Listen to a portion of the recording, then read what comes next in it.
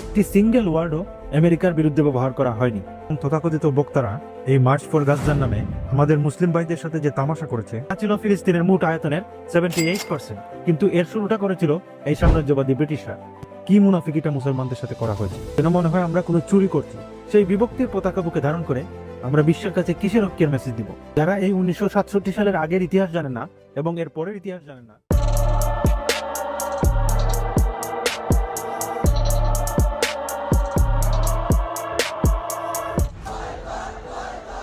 অনেক নাটকের পর বাংলাদেশে সম্পন্ন হয়েছে মার্চ ফর গাজা।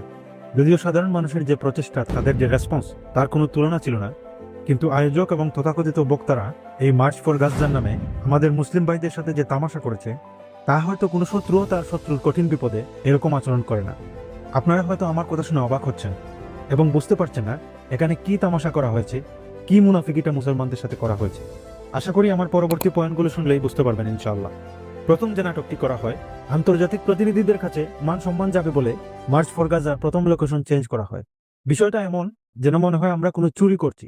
মনে হচ্ছে আমরা এমন কোনো বিষয় নিয়ে মার্চ করতে যাচ্ছি যে বিষয় সম্পর্কে আন্তর্জাতিক বিশ্ব কিছুই জানে না, অথবা এই বিষয়টি নিয়ে কথা বলা আমাদের জন্য মান সম্মান হানিকর।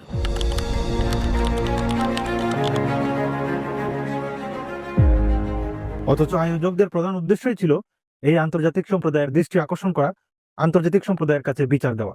এমনকি এই তথাকথিত আন্তর্জাতিক সম্প্রদায়ের বেশিরভাগ দেশ এই গণহত্যার সাথে সরাসরি জড়িত, কিন্তু তাদেরকে এ বিষয়ে চাপের মুখে ফেলা কিংবা প্রশ্নবিদ্ধ না করে উল্টো যখন আমরা তাদেরকে ফ্যাসিলিটেট করার জন্য আমরা আমাদের ভাইদের জন্য যে মার্চ আয়োজন করেছি, সেই মার্চের লোকেশন চেঞ্জ করা আমাদের মুসলিম ভাইদের সাথে মার্চ করার নামে মকারি ছাড়া আর কিছুই নয়। সেকেন্ড যে তামাশা করা হয় সেটি হচ্ছে কালিমার পতাকা নিতে নিষেধ করা।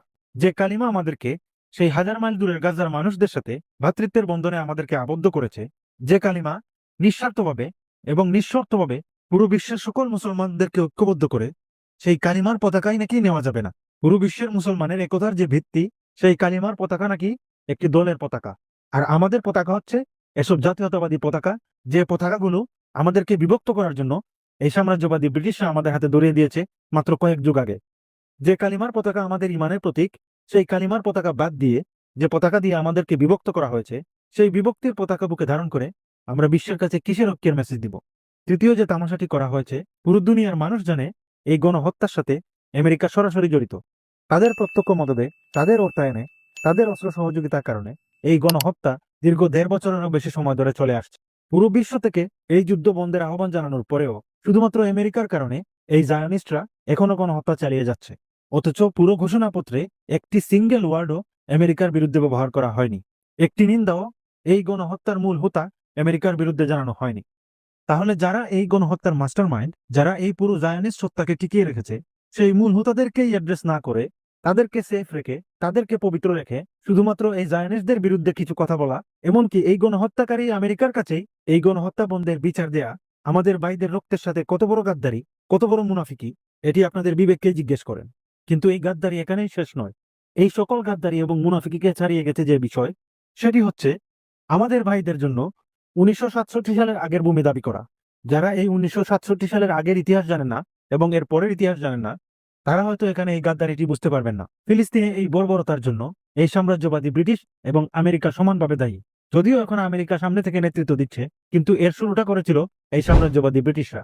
1917 সালে ব্রিটিশ পররাষ্ট্রমন্ত্রী আর্থার বেলফোর জায়নিস্ট লবির অন্যতম পৃষ্ঠপোষক রথচাইল্ড ফ্যামিলিকে ফিলিস্তিনে ইহুদিদের জন্য একটি রাষ্ট্র গড়ার প্রতিশ্রুতি দেয়, যে প্রতিশ্রুতিকে আমরা বেলফোর ঘোষণা হিসেবে জানি। এরপরে সাইক্স-পিকট চুক্তির মাধ্যমে এই ব্রিটিশ সাম্রাজ্যবাদীরা ফিলিস্তিন দখল করে, এবং ফিলিস্তিন দখল করার পর তারা আস্তে আস্তে বিশ্বের প্রতিটি জায়গা থেকে সকল ইহুদিদেরকে নিয়ে এই ফিলিস্তিনে জড়ো করতে থাকে, এবং এরপর থেকেই ধীরে ধীরে ফিলিস্তিনি নিধন শুরু হতে থাকে। এই জায়নিস্টরা ব্রিটিশদের সহায়তায় বিভিন্ন কৌশলে বিভিন্ন আইন প্রণয়ন করে, খাজনা বাড়িয়ে, জোর করে তাদেরকে তাদের ভূমি থেকে উচ্ছেদ করা শুরু করে, এবং এর দ্বারা 1917 সাল থেকে 1948 সাল পর্যন্ত চলতেই থাকে।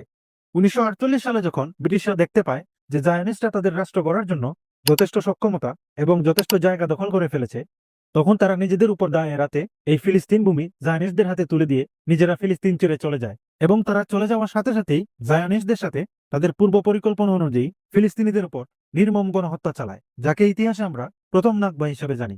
এই নাকবা অর্থ হচ্ছে বিপর্যয়। যে নাকবায় হাজার হাজার মানুষকে গণহত্যা করা হয়, এবং 7.5 লক্ষ ফিলিস্তিনিকে উচ্ছেদ করা হয়, 500-রও বেশি গ্রাম দখল করা হয় এবং সেই গণহত্যার মাধ্যমে গাজা, ওয়েস্ট ব্যাংক এবং পূর্ব জেরুজালেম বাদে সম্পূর্ণ ফিলিস্তিন এই জায়নিস্টরা দখল করে নেয়, যা ছিল ফিলিস্তিনের মোট আয়তনের 78%। এবং এরপর থেকে সেই 78 ভাগ জমির মালিকানা চলে যায় জায়নিস্টদের দখলে এবং বাকি 22% জায়গায় ফিলিস্তিনিরা বসবাস করতে থাকে।